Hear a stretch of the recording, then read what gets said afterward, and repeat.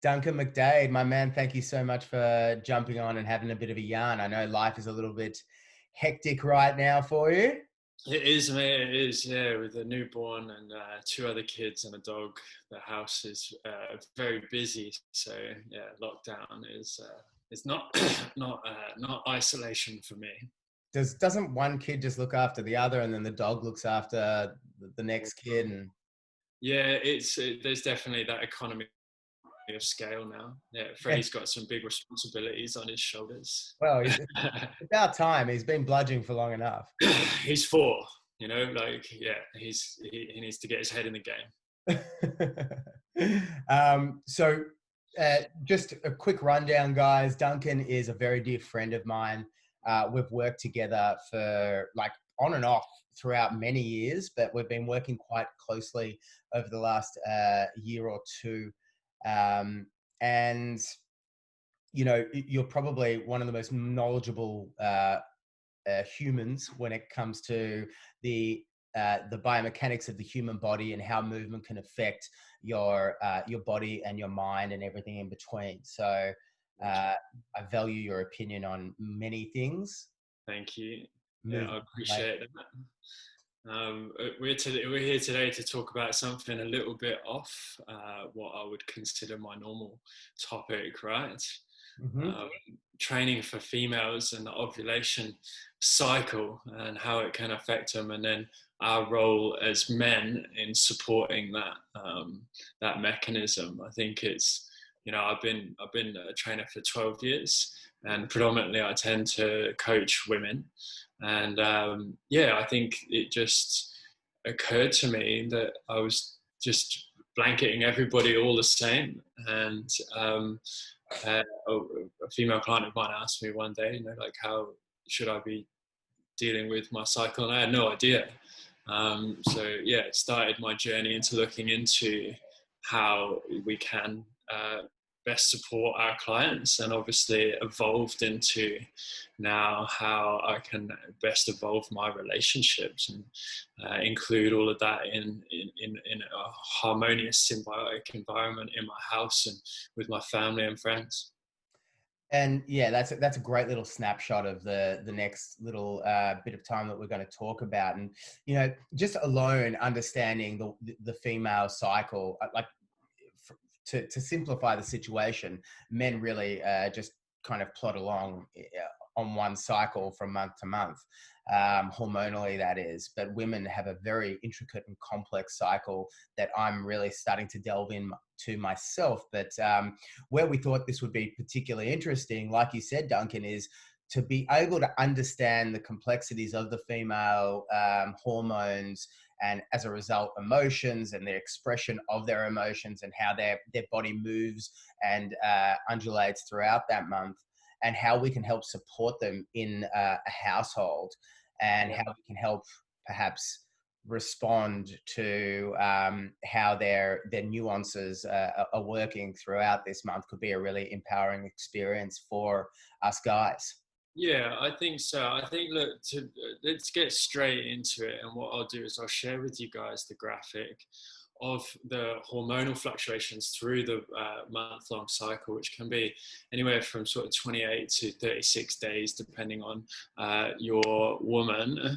And you'll get more of an understanding of exactly what it is that they're going through. So for men, we flatline pretty much from day one. Once we've come out of puberty, our testosterone, estrogen just stays pretty normal, which means we don't have any of these types of swings and roundabouts. Whereas for a woman, you've got day 1 to 3, day 1 to 4 is the bleed. And you can see everything there from estrogen, progesterone to testosterone is fairly normalized. But then you can see these sort of peaks and troughs and swings and roundabouts as you go through the different phases of the cycle. And I think it's really cool to illustrate this, because for me, that was the big tipping point where you look at that graph and you're like, holy shit, no wonder you get these completely different women depending on different weeks you know, what they're having to experience. And we'll come out of that now, but I can always drop that in for any time that we like. And Yeah, and that'd that be awesome. I might put that in the actual show notes. And that kind of yeah, cycle there may correspond nicely to your to the way there's a response and reaction within the that's household right. as well. Yeah, and I mean, for a man in a relationship with a woman, understanding and knowing where your woman is at in her cycle, you can better prepare yourself for what it is that is going on for her, and there's an explanation behind it. And I think it's a conversation that we miss as a society because of our prudishness. You know, like we don't traditionally talk about this type of thing, and women are just banded about as being crazy. And that word crazy gets hit upon them quite a lot, and it's demeaning and it's disempowering, and it doesn't tell the whole story. Mm. It diminishes your responsibility as a man to understand this and to co-coordinate and create that safe space with them. So I think you can get these brilliant tracking apps, and I think as a process for a woman, it's really empowering. But for a man to also understand roughly where each part of the cycle occurs, I think is really, really good. So if we just go through the cycle, and we can just sort of dot point what is going on for a woman through her cycle, and then you can probably apply that to your own base of knowledge. But through the bleed, that is what I like to classify as winter time. That's when a woman's going to want to bunker down. And I should preface this, most women, and this is women that are having a cycle. So if you're on the pill, for example, you're not going to get the same level of fluctuation. You're going to exhibit, a woman traditionally will exhibit more masculine tendencies, and has a more steady state in terms of emotions. So I'm just talking about women who have a cycle, and a normalized cycle without any medication. So during a bleed, that's the time to bunker down. Everything's very tender. There's a lot of swelling around the area, and so that's really a time for warm foods, cuddles, massages if she's receptive to it. And it's a time for you to be aware that any sexual advances are not going to be well taken often. Again, different strokes for different folks, but it's just a conversation that you can have. So then we move into the follicular stage. That's when the egg starts to drop down the fallopian tube, and you get a spike in testosterone, moving up into a progesterone spike for the actual ovulation, which comes about halfway through on around day 14, where you get a huge spike in estrogen and testosterone. So for a training point of view, follicular phase is great. That would be sort of spring, right? If you want to equate it to these times of year, and it makes it easy for our sort of male brain to not have to remember any scientific words, but you go from winter to spring. Mm-hmm. And a woman often then is at her creative best. She's much more likely to be able to train really, really well. She's much more likely to be receptive to any advances or any expeditions that you might want to put out to play. And then we come into ovulation. Ovulation, obviously, that's what we're all here for, right? 300,000 years we've been on the planet, and we've evolved this mechanism for procreation. And a woman is a creative force. She's here to create life, and everything about her body is built in that regard. So it's always worth honoring and understanding that, yes, there's so much more to women than just making babies. But from a physiological standpoint alone, that's the basis of why they were put on the planet. And this is what this cycle, that is what this is created for. And ovulation is the combination of that. That's when the woman's fertile. That's when you can actually get pregnant. So from a training standpoint, that's the absolute best time. She's feeling amazing. She's got this huge spike of testosterone and estrogen. From a partner standpoint, she's going to be most receptive to any advances you might like to make, not just in a sexual nature, but in terms of going out and doing stuff and being sociable. This is when, this would be a great time to plan a weekend away, for example. Like if you had a surprise in mind, she will be most receptive to it. And then you're moving into a stage of the cycle called the luteal phase. The luteal phase is autumn leading into winter and the start of the next cycle, which would be the bleed. The luteal phase tend to like what happens in autumn in the weather cycles, tend to be a little bit more insular, tend to be a little bit more tender. Everything tends to start to shut down a little bit more. And from a training point of view, you might lighten the load. You might be doing a bit more yoga, a bit more walking rather than running, that sort of jam. But from a relationship standpoint, it's just more about the conversation and the dialogue. Obviously, everybody's different. So it's just having a base level understanding of these mechanisms and then opening up a dialogue. You could have the app on your phone so that you don't have to ask every time at where you're at in your cycle halfway through an argument. It's not going to go down well. But if you have that knowledge to hand, then you can probably apply that. You're like, okay, right, I kind of understand why my actions here elicited that response. And you can take responsibility for your half of the conversation, right? And that's where we get a more symbiotic sort of conflict resolution. I mean, this is all incredibly fascinating. So just to kind of recap, you've kind of taken this from, obviously from a perspective from where we're looking at, to be able to support our partners through this journey. We can help to, I suppose, come to break through any kind of conflict that may have been lingering in the past. This can be a really great kind of blueprint, or let's call it a tool or a facilitator, to be able to actually break through any kind of issues that may have kind of caused any kind of friction, and offers an explanation to a certain degree. Like obviously there's intricate personalities within individual relationships as well. Yeah, it doesn't absolve a woman from responsibility, but if you work in human resources and you have two parties that conflict, then your job is to get each party to view the other person's standpoint and understand where they're coming from, and then it's more likely that you're going to get them to meet in the middle.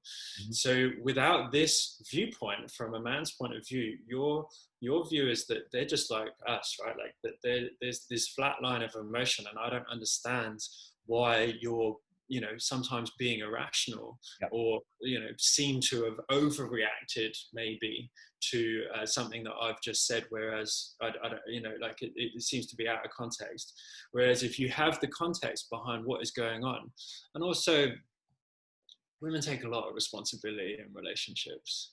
They carry a huge weight, and add that to the, and I'm talking about the household structure, the responsibilities for, the emotional connection of the relationship. They're always the nurturer they're usually, sorry, I shouldn't blanket everybody with this, but they're usually the nurturer within it's the feminine energy that takes that role. Yeah, that's right.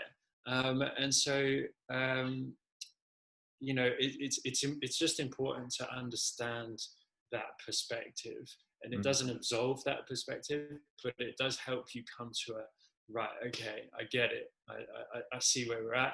Maybe let's park this and we'll talk about it next week, or I get what you must be going through. But from my point of view, this is This is how I see it. And you can have the same conversation just in a gentler tone. It's, It's going to be much more, you know, you're going to get the resolution that you're after. and you know, like I am naturally thinking back to conflicts that I've experienced with my own partner, and just knowing that I am the type of person that always just wants to get things out immediately. It may just not be an appropriate time to be able to, you know, just excavate everything out onto the table at that particular time. Once again, it's not a dogmatic call, but it's all about kind of having this as a filter and understanding, you know, the way the hormones are working within your partner, and then just trying a hypothesis and seeing how things work, you know? I agree. Yeah, I couldn't agree more. And having an understanding also of of what may, you know, what your partner, if they are female, what they're going to be able to benefit from with training as well is like a super helpful tool to be able to use within your household as well. Let's say you're training together with your partner, and you wanted to be able to create that connection between the two of you. You can actually really consciously select a training program that is going to benefit your partner, and in turn have a greater effect on your relationship as well. Yeah, well, that's a really good point. And I think for me, it builds out to supporting them in their training and supporting each other in your food choices as well. So with the fluctuation in hormones comes and not just hormones, but obviously with everything that's going on within the cycle to create life. And then if life doesn't happen, then to try and reboot to start the cycle all over again. There's a fluctuation in what foods and how much food a woman might require, dependent on at what point during the cycle she's at. So post ovulation leading up into the bleed, you actually get an increase in metabolism. So there's more going on in the body, so you require more food. So you know sometimes you know, as a man, you might see a woman consuming more and be like, do you need that? And, you know, like, it might not be very well received. And again, just understanding that actually she's capable of consuming more at that time and needs support in that is probably going to be beneficial. I know it's definitely helped in my relationship. But the other side of it is that we tend to be able to consume and then burn.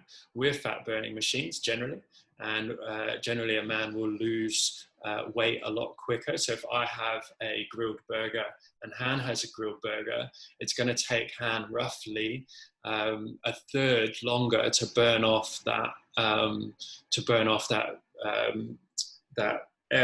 burger.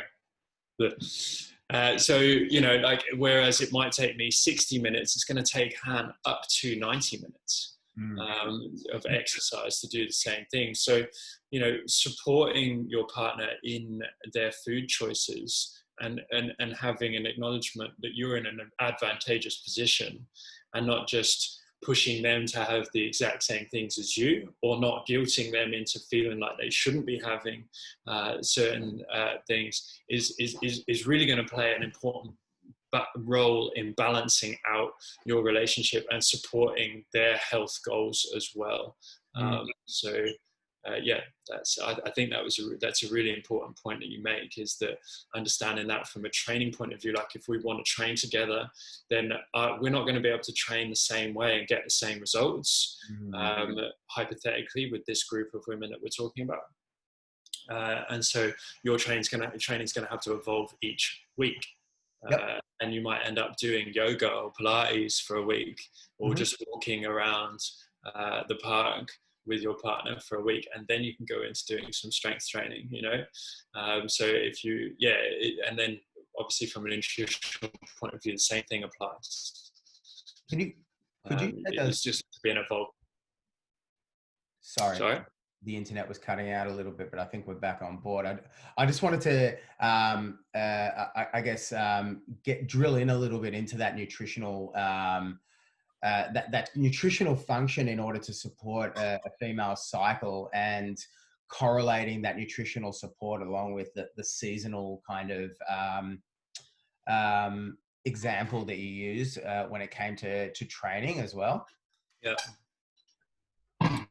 So in the luteal phase and in a bleed, so autumn through to winter, women can consume up to 250 calories, even up to 500 calories more per day. So for those of you that aren't calorie aware, 500 calories is a medium to a small size meal. So it's a significant amount of food. It would be a very large piece of cake, for example. So it's a decent wag. A woman on average will expend about 2,000 calories a day, a man 2,500. So it's up to 25% more. So it's a decent hit. As in terms of micronutrients, I know magnesium's really good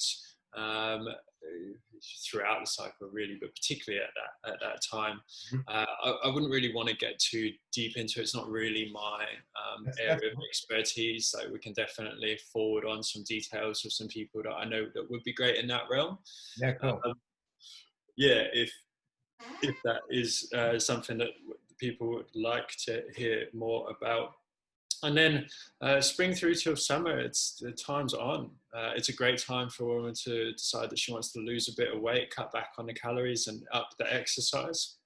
You have to balance it. Everything has to be done incrementally and small. You know, for a guy, you can handle a huge caloric deficit and lose a boatload of weight in a short period of time. For a woman, she's going to the byproduct of doing it that extreme way is that you're going to create something called amenorrhea, which is where they don't actually have a cycle because the body shuts that element down.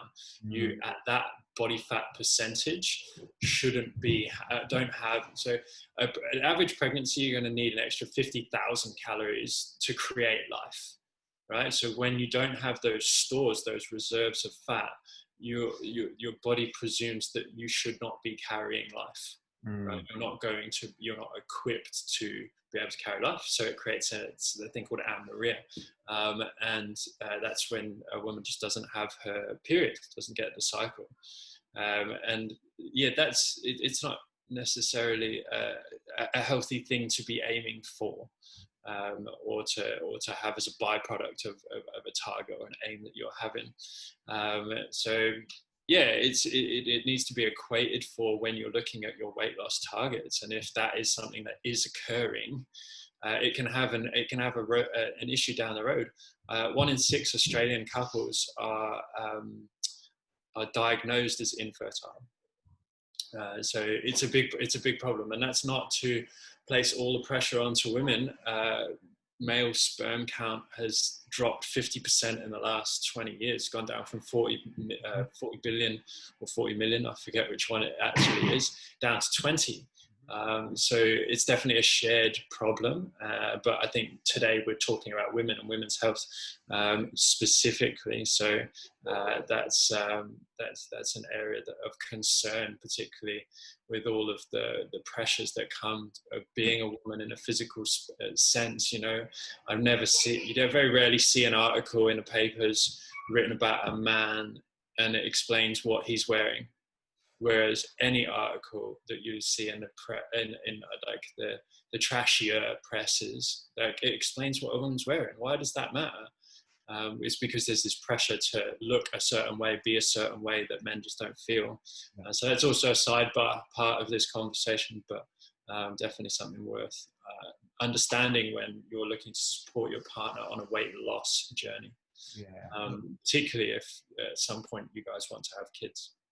Yeah, well, look, all of us here are fathers, so we've gone through the process of of being able to have a child, and I'm hoping that the wise words that you've imparted on us will give us a greater tool set to be able to support our partner to go through this process on a month-to-month basis, and it's going to have a positive relationship, as you've said, on it's going to have a positive effect on our relationship with them, and it's just going to create a greater and more harmonious household. So Yeah, and I think just with women in general, I've got 2 daughters.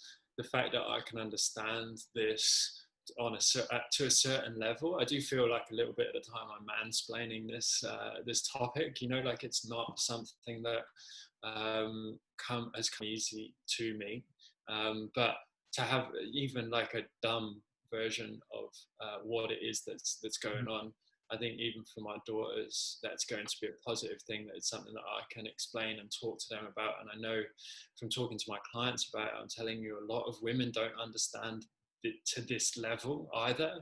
And that's shocking from a societal standpoint, that we haven't at least taught our women this.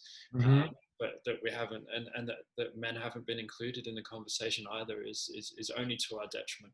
Yeah, I couldn't agree more, mate. Well, thank you, Duncan, for being able to just, break down and really just give us a little bit of insight into the nuances of the way the female cycle operates, and how, we may be able to help support our partners throughout this process, and our daughters as well, and even our sisters, anyone within our realm that we can help empathize with the way they operate. And ultimately, harmonious relationships are all about empathy and being able to put yourself in the other person's shoes, and to be able to look at a situation from another person's perspective, and help to kind of develop relationships from that angle.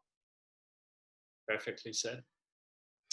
Thank you, Duncan. I'm sure I'll have you on again, because, just spurring off this conversation, it's really got me thinking about some other things that we could really break down. Like, I'd love to have a chat with you, and I'd love you guys to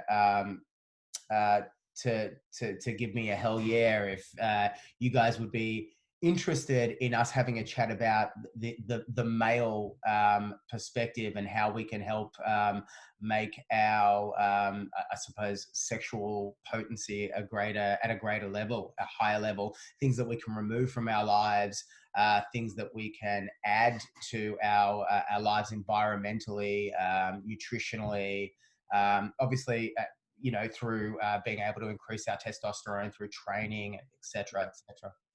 Well, this conversation is feminine energy, and feminine energy is present within all men as well. So we have these components as well. But I think there is the other side of the conversation, which is masculinity. And again, masculinity can involve itself in women. But I think it's a huge topic of conversation that requires a whole different chat around how we can control masculine energy. Because equally as we haven't educated our women in how their cycle behaves, we don't educate our men on how to control masculine energy. Spot on. And so yeah, I think that's great. And you talk about trash magazines, the media definitely doesn't assist us in being able to control our masculinity either. Like there's a lot out there that if we're not actively introspectively looking within ourselves, and being able to deal with and also developing tools to be able to analyze ourselves and have that kind of self-awareness, then we're going to fall victim to this mass media pull towards an unbalanced essence of what masculinity is. That's right. Yeah, that's exactly right. 100%. Thanks again, Duncan. Perhaps that's a topic for another time. Great. Love to. Take care, man. See you, brother. Hey guys, I just wanted to take a moment to talk to you about some friends of Hero. No matter what your postcode, Part&Parcel deliver on an ethically curated selection of healthy household staples at close to wholesale prices. So whether it's the knowledge that your olive oil has been cold pressed to maintain its antioxidant properties, or that your flour has been stone ground to retain its nutrients, they empower their members to make confident choices. Now, if this all sounds appealing to you, Part&Parcel is offering a 30-day free trial, and you can use the link below to get $25 off your first order. It's time to put your money where your values are. together as one. Gallery view. Gallery. Okay. We'll get going in 5, 4, 3, 2,